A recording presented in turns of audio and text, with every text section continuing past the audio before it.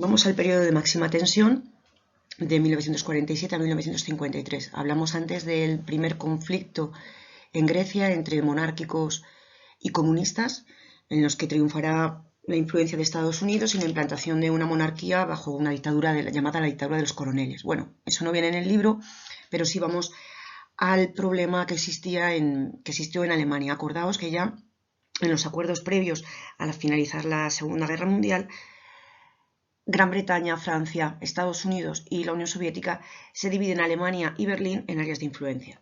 Pues bien, lo que nos vamos a encontrar es que en el año 1948 los tres aliados occidentales deciden unificar sus territorios y conformar un nuevo Estado, el Estado Federal Alemán.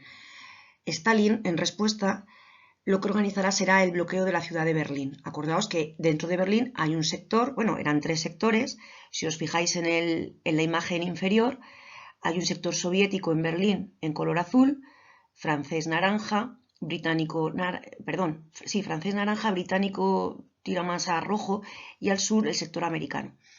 Ahí aparece el muro de Berlín. En ese momento todavía el muro no existía, no se construye hasta el año 61. Bien, Stalin lo que plantea para presionar a los estados occidentales, en este caso a esos aliados, ordena el bloqueo de la ciudad de Berlín.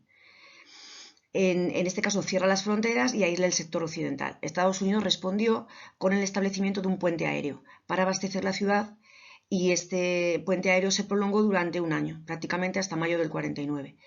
Viendo Stalin que no había funcionado el bloqueo, retira, ¿vale? Levanta el bloqueo y al final se conformará por un lado la República Federal Alemana y el sector soviético dentro de Alemania conformará la República Democrática Alemana. Pero acordaos, Berlín aparecerá también dividida en una zona occidental capitalista y una zona oriental comunista. Os traigo esta imagen porque a lo mejor lo veis más claro. En la parte izquierda vemos Alemania dividida en cuatro zonas, en cuatro áreas de influencia, y luego en la derecha lo que vemos tenemos la ciudad de Berlín a la derecha y cómo el recorrido que hacen los diferentes aviones para poder abastecer a Berlín occidental. Lo único, bueno, que le echéis un vistazo, que es algo curioso.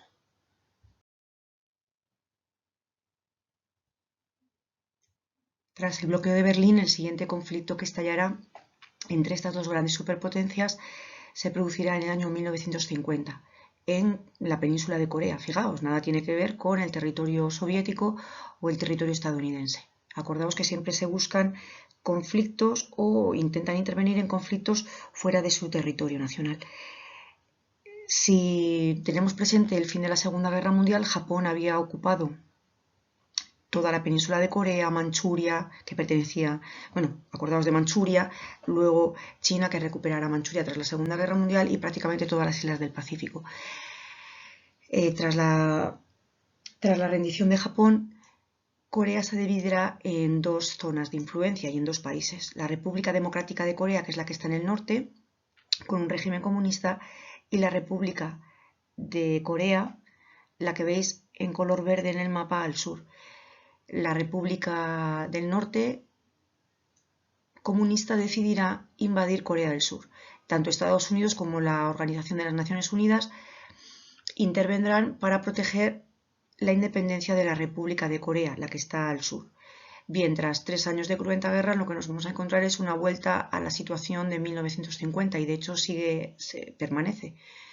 Tenemos una Corea del Norte comunista, una dictadura comunista, y Corea del Sur capitalista. La segunda etapa de la Guerra Fría se iniciará en el año 1956. Stalin ya muerto y será sustituido por Nikita Khrushchev, el que veis aquí en la imagen inferior a la izquierda, que iniciará el llamado proceso de desestalinización.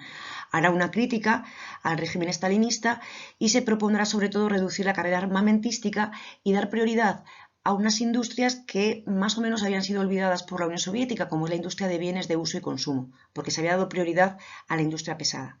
Paralelamente, John Fitzgerald Kennedy se convertirá en presidente de los Estados Unidos entre el año 1960 y 1963. Supongo que sabéis que en el año 63 fue asesinado en Dallas. Bien, Kennedy también tendrá ese espíritu de buscar un acercamiento o evitar los conflictos con la Unión Soviética. Para ello, pues bueno, aparecerá el llamado teléfono rojo, que será una línea directa de comunicación entre ambos presidentes para evitar lo que hablábamos, un conflicto en el que podrían estar implicadas no solo muchísimas naciones, sino la utilización de armamento nuclear. Por otro lado, se producirán el Tratado SALT de 1972, hace referencia a la limitación de la construcción de armas estratégicas. Pero sí que es verdad, y aquí lo pongo en amarillo, aunque hubo un sentimiento de intentar apaciguar los ánimos entre unos y otros, se produjeron diferentes tensiones. Veremos la construcción del muro de Berlín, la crisis de los misiles en Cuba, la guerra de Vietnam o, por ejemplo, la invasión de Afganistán que llevó a cabo la Unión Soviética. En agosto de 1961, la República Democrática Alemana, acordaos que es la Alemania comunista, decide construir un muro en agosto del 61 para evitar, fijaos, muy curioso, pero es así, para evitar que los berlineses que viven en la zona oriental, dentro del sector soviético, puedan pasar al Berlín occidental. Daos cuenta que esto también tiene que ver con el prestigio de cada uno de los dos bloques. Si se sabe que los berlineses orientales quieren huir hacia el Berlín occidental, está poniendo de manifiesto pues, que en esa zona se vive mal, que la situación económica es mala y que efectivamente no hay derechos políticos. Bien, entonces, para evitar esa salida, Berlín Oriental construirá un muro. Bueno, si queréis os podéis informar en diferentes, bueno, ya veremos algún documental. Construirá un muro que permanecerá en pie hasta el año 1989. Es verdad que el muro va a ir cambiando, se va a ir reforzando. A título informativo os traigo un esquema, si veis, de las fortificaciones fronterizas que se construyen en este muro de Berlín. Cuántas torres de vigilancia, guardias fronterizos, búnkeres, fugitivos muertos, heridos. Bien, para que echéis un vistazo a la imagen.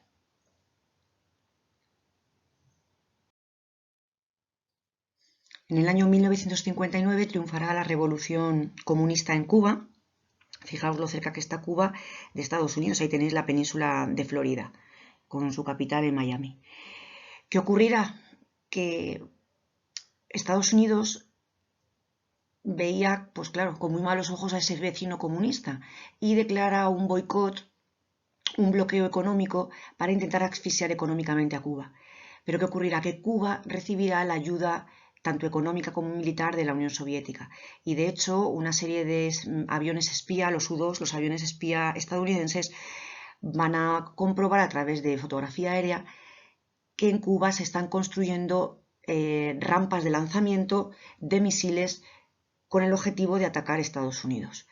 Bien, entonces Estados Unidos movilizará toda su flota marítima, si os estáis dando cuenta, esa flota marítima rodeará la isla de Cuba para evitar que las cabezas nucleares lleguen desde la Unión Soviética a Cuba. Se producirá en este año 62 un momento de alta tensión y tras la retirada de los misiles que había en Turquía, que es aliada de Estados Unidos, tras la retirada de esos misiles apuntando a la Unión Soviética, los rusos darán marcha atrás y no enviarán esas cabezas nucleares a la isla de Cuba. Y en ese momento, bien, pues fijaos, de un momento de alta tensión volvemos a una calma. Quizá una de las guerras más cruentas que se produjo durante la Guerra Fría fue precisamente la guerra de Vietnam. Mirad, aquí aparece entre el año 65 y en el año 1973. Acordaos que ya venimos de un problema previo en el que Francia no quería perder estas colonias en la península de Indochina y al final se dividirá en el año 54. Nos vamos a encontrar en la conferencia de Ginebra la división entre un Vietnam del norte comunista y un Vietnam del sur capitalista. ¿Cómo se inicia la guerra de Vietnam? Bien, cuando Vietnam del norte intenta anexionarse Vietnam del sur, Estados Unidos apoyará, en este caso a Vietnam del sur, que es capitalista. Se movilizan tanto por parte de los soviéticos como de los estadounidenses miles de soldados pero al final lo que ocurrirá es que Estados Unidos no será capaz de vencer a este Vietnam del Norte con el apoyo de la Unión Soviética.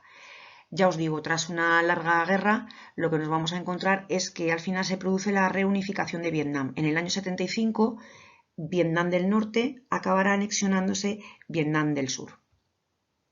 Es verdad que contará con la oposición de la opinión pública estadounidense. No entiende por qué Estados Unidos moviliza tantos recursos en un país que queda muy lejos de Estados Unidos. Siempre se hablaba de la defensa de las democracias por parte de Estados Unidos. Aquí lo que se demostraba era que lo que se pretendía era acabar con un régimen comunista o luchar contra la Unión Soviética en cualquier otro territorio.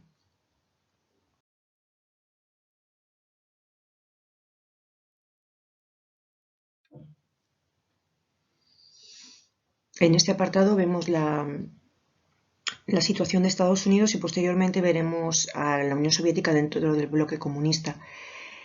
En este caso hay que señalar que tanto en Estados Unidos como en Europa Occidental y Japón se llevará a cabo un gran proceso de crecimiento económico y de ahí el desarrollo de esa sociedad del bienestar y del consumo.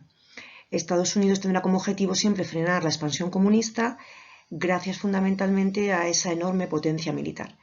Entre los problemas que se encuentra Estados Unidos en su territorio, fundamentalmente hay que destacar el movimiento de la población negra para lograr una serie de derechos civiles de los que carecía todavía en los años 60. Ahí aparecerán movimientos como los Pantera Negras, Malcolm X o Martin Luther King.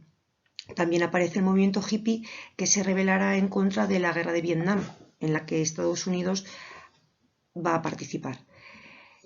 Europa, pues gracias a la ayuda económica de Estados Unidos a través del Plan Marshall, iniciará, lo hemos dicho, un despegue económico y su objetivo será llevar a cabo una unión económica, primero a través del Benelux, una unión entre Bélgica, Luxemburgo y Holanda.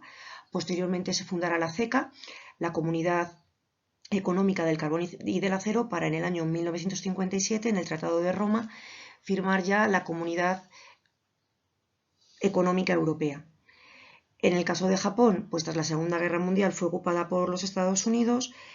Su imperio, prácticamente basado en una autocracia, será sustituido por una monarquía parlamentaria y, gracias al aporte económico de Estados Unidos, se convertirá en la segunda potencia económica e industrial del mundo.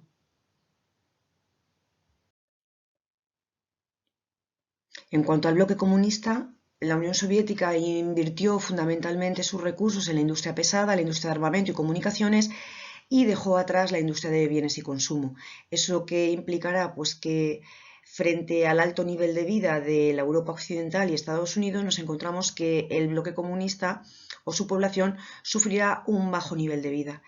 También nos encontramos que dentro de la sociedad comunista habrá un grupo dominante que serán todos los miembros del Partido Comunista de la Unión Soviética, el PQS, y nos vamos a encontrar con otra población, sean el proletariado, los campesinos, militares y profesionales, que tendrán o que sufrirán un menor poder, menor nivel de vida que esa clase dominante. Sí os indico también que a lo largo de todos estos años de Guerra Fría sí hubo intentos de acabar con la influencia comunista en diferentes países. Nos vamos a encontrar, por ejemplo, en el año 65, Hungría inicia una revolución contra la ocupación comunista, lo mismo que en Praga en el año 1968. La Unión Soviética, utilizando el Pacto de Varsovia, dominará militarmente estos territorios, es decir, que estas revoluciones o revueltas en contra del comunismo no surtirán efecto. Volvemos al periodo bueno, ya lo estamos viendo, el periodo de la Guerra Fría, seguiríamos con esa tercera etapa del año 75 al año 85, el retorno a la tensión. Comentar que tanto soviéticos como americanos, estadounidenses, intentarán influir en países que se han independizado recientemente, estoy hablando del proceso de descolonización, y nos vamos a encontrar cómo los soviéticos influirán En América Central, Cuba, Nicaragua, El Salvador, Guatemala. También triunfará la revolución comunista en China. Acordaos, Vietnam se ha unificado y estará bajo un régimen comunista. También en el Próximo Oriente, Siria y Egipto, y en África, pues Argelia, Libia, etcétera, seguirán o implantarán regímenes comunistas. Los estadounidenses, pues claro, viendo el control o la dominación que ya va ejerciendo la Unión Soviética en diferentes partes del mundo, no se quedará atrás. Entonces, apoyará, por ejemplo, dictaduras conservadoras en América Latina. Os puse el ejemplo, os dije ya Chile, Paraguay, Argentina. Incluso nos encontraríamos con estados ya en Asia como Irán, Filipinas o Indonesia. A partir de la crisis del petróleo, en el año 1973, los comunistas se van a extender por toda Latinoamérica, invadirán Afganistán, los soviéticos en el año 79, y triunfará una revolución islámica en Irán, en contra de la ocupación o de la influencia occidental estadounidense. En el año 1981, Ronald Reagan, presidente de los Estados Unidos, iniciará un nuevo rearme, un nuevo gasto militar denominado la Guerra de las Galaxias, en la que intentará fundamentalmente llevar a cabo una política intervencionista para, acordaos siempre, contrarrestar la influencia de los comunistas, sobre todo en Latinoamérica y en Asia. Ya a comienzos de los años 80 se observa que la Unión Soviética sufre varios problemas y serios. La economía está estancada, sufre un retraso tecnológico con respecto a Estados Unidos, la población presenta un bajo nivel de vida, la mayor parte del presupuesto se gasta en industria armamentística y también se va a encontrar con que hay voces opuestas al control comunista en Europa Oriental. Todo esto, ¿vale?, preparará ya los ingredientes para la caída definitiva del comunismo. En el año 1985, Mikhail Gorbachev será elegido secretario general del Partido Comunista de la Unión Soviética. Este iniciará un proceso reformista para hacer frente a los problemas que ya hemos visto que tenía la Unión Soviética. En la esfera económica propondrá la llamada perestroika, un plan para revitalizar la economía, aumentar la producción, sobre todo con la introducción de un espíritu de empresa que nos puede recordar al sistema capitalista, y también la aplicación de una innovación tecnológica. En el terreno político llevará a cabo la Glasnost, suprimió la censura y el control del Partido Comunista, y se reconocen a su vez la aparición de otros partidos políticos y se reformarán las instituciones. Como todo esto, como entenderéis, pues fijaos, estas reformas en la Unión Soviética tendrán una respuesta por parte de las democracias populares, es decir, de los países que estaban bajo la órbita comunista en la Europa Oriental. Se iniciará un movimiento reformista que acabará con los regímenes comunistas en toda la Europa del Este. Se inicia en Polonia, en las que Lech Walesa ganará en unas elecciones democráticas, caerá el muro de Berlín en el año 89 y se unificarán la República Federal Alemana y la República Democrática Alemana en 1990. Aquí os dejo una viñeta para la reflexión. Como os daréis cuenta, hace referencia a la caída del muro de Berlín en noviembre de 1989. A ver qué entendéis, que nos quiere transmitir, en este caso, el dibujante. Todos entenderéis que las reformas de Gorbachov no gustaron a los sectores más conservadores y movilistas dentro del Partido Comunista y organizarán un golpe de Estado en agosto del 91. Boris Yeltsin, en este caso ya presidente de la República Federal Rusa, frenará a los golpistas, disolverá el Partido Comunista de la Unión Soviética y reconocerá la independencia de varios territorios, entre ellos las repúblicas bálticas. Al desintegrarse la Unión Soviética en diciembre del 91, pues está claro que Gorbachov no tiene ningún territorio al que poder presidir y presentará su dimisión. Ya una vez que desaparece la Unión Soviética, será sustituida por la llamada Federación Rusa, que engloba o que acoge a gran parte de los territorios que estaban antes dentro de la Unión Soviética.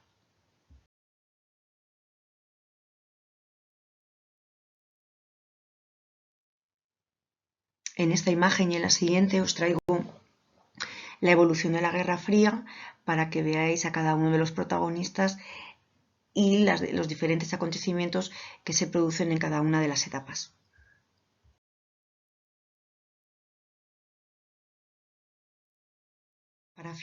Para finalizar, os traigo una serie de enlaces en los que podéis consultar tanto aspectos relacionados con la descolonización como con la Guerra Fría. Y ya sabéis que siempre os recomiendo muchas películas. Aquí tenéis un amplio listado de películas que abordan pues desde la dictadura argentina, la guerra de Vietnam, la represión en la Alemania oriental y bueno, por lo menos espero que alguna de ellas echéis un vistazo. Todas son muy recomendables. Y bien, hasta aquí llega la presentación. Espero que os haya aclarado algo y ya sabéis que si tenéis dudas, pues a través de Edmodo o el correo electrónico estoy a vuestra disposición. Muchas gracias.